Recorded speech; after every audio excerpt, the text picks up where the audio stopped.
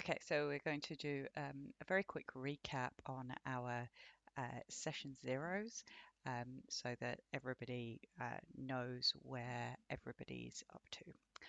So we'll start out with uh, Zephyr Orion, who was here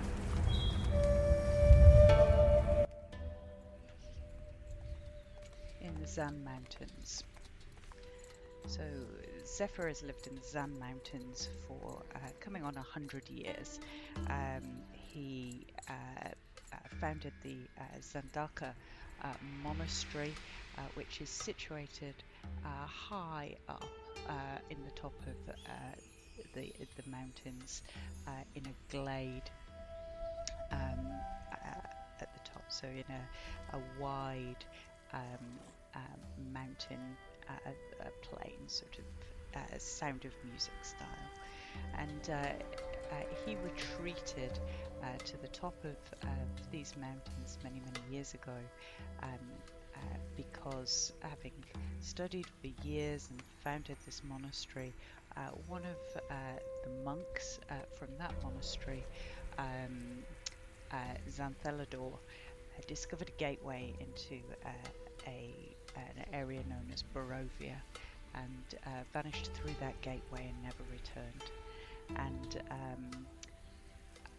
Zephyr, worried and responsible for this loss, as monks took the collected knowledge and wisdom that he had gained in his 50 years of study, and retreated to a small hut at the top of the mountains.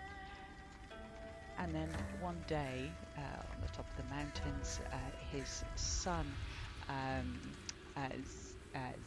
Zenlador, climbs the 10,000 steps to the top of the monastery to seek his father's counsel, and reports that despite the knowledge of Barovia and the hidden lands being hidden from the people of the monastery, other monks appeared to have found the way and to have gone missing, and that he had come to sought Zephyr's counsel and guidance on what to do next.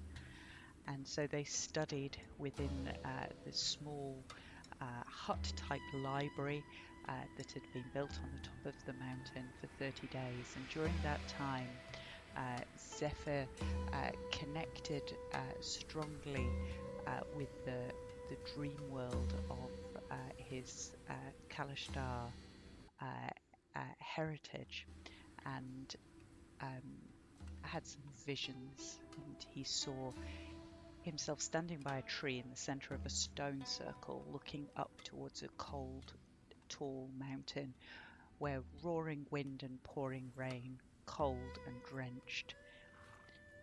And then that faded and disintegrated into ashes, and what was left was a tall tower standing singly on an island, crumbling along forgotten, with moss growing through the stonework. And then the mists rose up around the tower, and as they faded, he found himself walking down a dark tunnel with small recesses in the walls where candles lit as he passed, glinting off amber shards strewn across the floor, and a red glint drawing him further and further into the tunnel. And the feeling of snow and ice and freezing breath, and he sees Xanthelador the monk, wrapped in furs, struggling through the snow. And then the blizzard of the snow fades away, and there is a farmer standing at the gate of his farmhouse with a basket of produce, with bread and apples and grapes and flowers carried towards the farmer's wife standing on the threshold. And then the farm disintegrates away, and he's looking up into a tall tower where he sees a glowing light hanging from the ceiling. And then all of those visions fade away, and Zephyr knows what he has to do, and he rises and tells his son that he must return down to the monastery and seek entrance into Barovia. And so together they walk down the 1,000 steps and come initially into this chamber here, which it was the only chamber of the monastery that existed when Zephyr first built the monastery nearly 30 years before. And his son Xanthalador takes him through these roughly hewn tunnels to this chamber that they have subsequently excavated over the years that Zephyr's been at the top of the mountain.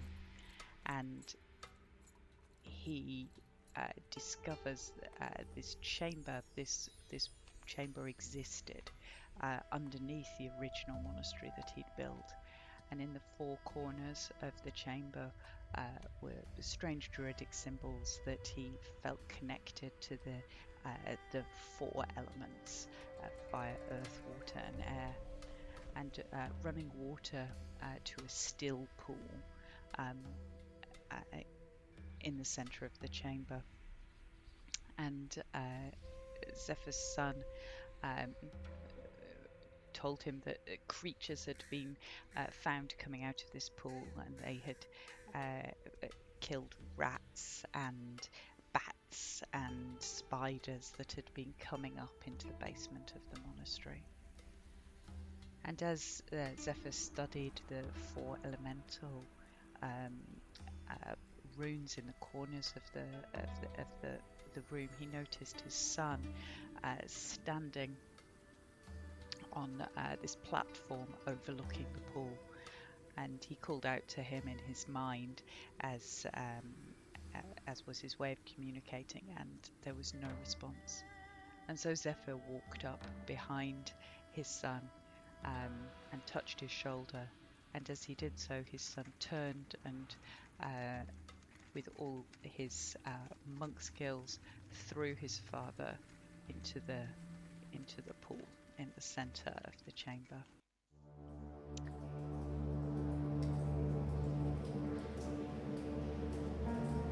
And as Zephyr fell,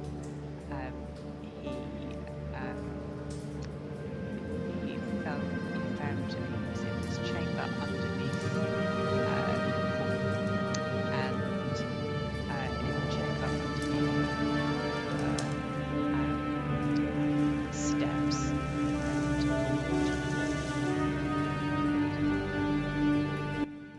and a waterfall falling from the pool above, and the pool above formed like a roof on the cavern. And the steps went down forever, and Zephyr threw a torch over the edge, and the torch plummeted until it was simply a pinpoint of light, and getting smaller in the distance, but he never heard it hit the ground. And he began to walk down the steps, and as he walked down the steps, he was met on this platform, and with creatures spilling out of seemingly a solid stone.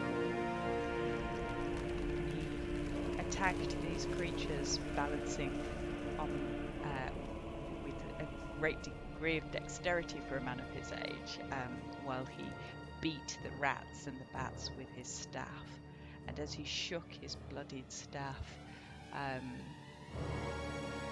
gateway opened in the wall in front of him, and Zephyr walked through that gateway.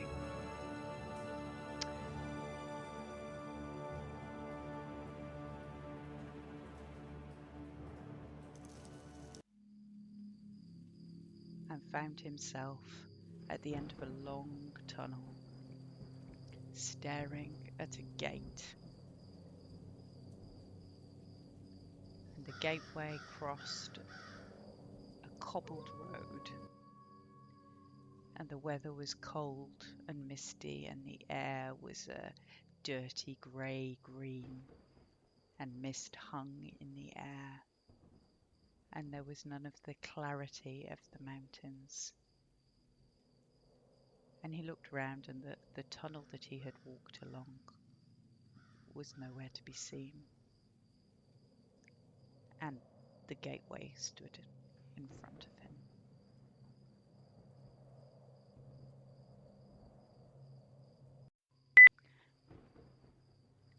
Shortly after um, standing at this gate, he realizes that a young halfling boy is standing next to him.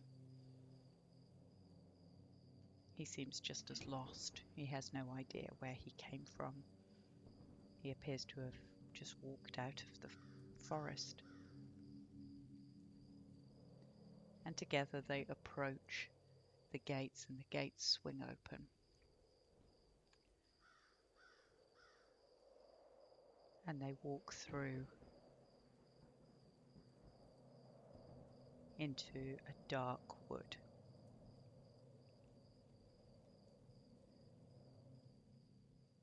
And they can hear wolves and creatures stirring within the forest.